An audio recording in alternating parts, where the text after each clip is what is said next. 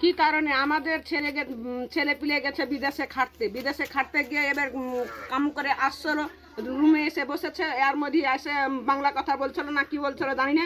এবার বাচ্চাটাকে ধরে নিয়ে যে ক্যাম্পে থিয়েছে, ক্যাম্পে ওখানে রাত্রে নিয়ে গেছে, কোথায় নিয়ে গেছে বলতে পারবো না, থানা নিয়ে গেছে কি কোথায় নিয়ে গেছে বলতে পারবো না। এবার ছেলে পিলেকে খাইতে দেয় না, কিছু দেয় না, অশান্তিতে রেখেছে, কোনো পানি নাই, খাদ্য নাই, কিছু নাই। ছেলেপিলে কিভাবে বাঁচবে? আমাদের ছেলেপিলে না খাটবে তো আমরা খাবো কি? আমার স্বামী নাই, আমার জমি জায়গা নাই, আমার কিছু নাই, আমরা কি করে খাবো? ছেলেপিলে যদি নাই খাটবে তো আমরা কি করে খাবো? আমরা কি না খেয়ে মরবো? শেষবার কবে কথা হয়েছিল আপনার ছেলের সঙ্গে? শেষবার কথা হয়েছিল পরশুদিন।